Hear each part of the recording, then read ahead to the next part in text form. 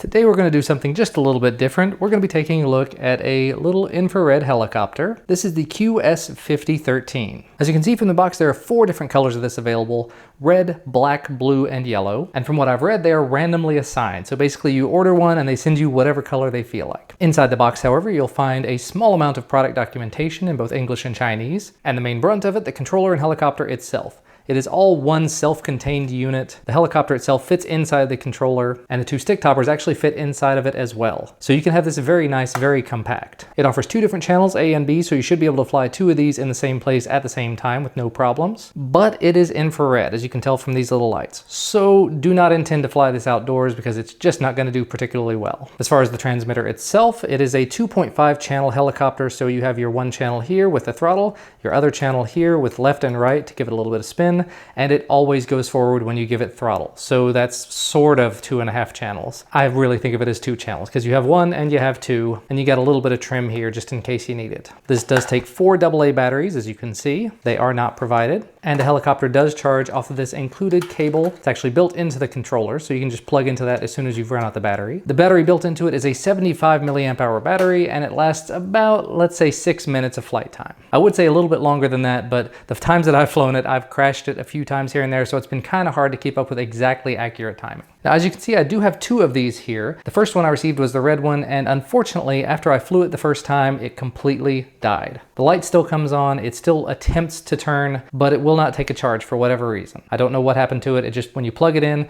the power light on this goes red and it just will not charge. However, the second one showed up and everything has been just fine with it. I've been able to charge it off of the controller. I've actually been able to charge it off the original controller I received. So the problem does appear to be with the red one that I received. Not to say there's anything wrong with the red in particular, it's just this one seems to have something wrong with its charging ability or the battery. Now, as far as how it flies, like I said, there's only the 2 real channels you can use. So when you start hitting up, it's going to go up and forward at the same time, and then you use the second stick to turn left or right. In my case, one direction turns a little bit faster than the other. I think it's the left turn goes a little faster than the right. So it makes it a little bit more maneuverable when you're turning in that one direction, but it does work very well one way or the other. I have only been flying this around indoors, but I've been able to fly it here in my office, and I flew it in one of our upstairs bedrooms. And while there's not a whole lot to it, it doesn't do flips, it doesn't go particularly fast. It's definitely an adorable little helicopter, tiny little helicopter, as you can see, and it gets the job done. It has 1 LED built into it. We'll go ahead and turn it on so you can see that. 1 little white LED. It flashes at first and then it turns solid white, and then you turn on your controller.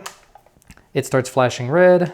You put it up and down once, up and down a second time, and then it's ready to take off. Now, in the times that I've been flying this, I haven't seen this back propeller spin. There's obviously not any kind of motor back there or anything. There's 1 motor right here that spins this gear, which spins all the rest of the props up here. There weren't any spare props included or anything, but I've crashed this quite a few times at this point. You're gonna crash these things. That's just what happens.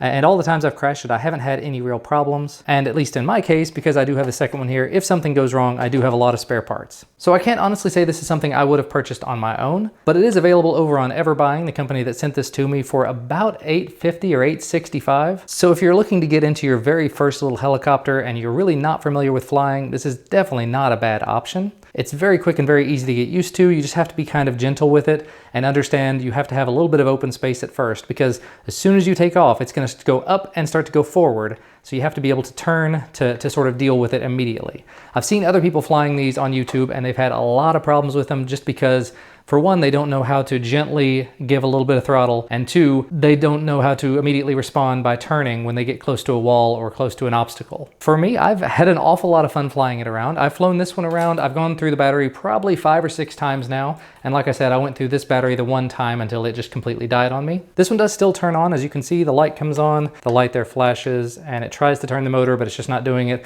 Makes me think that it's just not got any charge in that battery. So I may see if it's possible to desolder this battery and put a new one on it and actually get it working.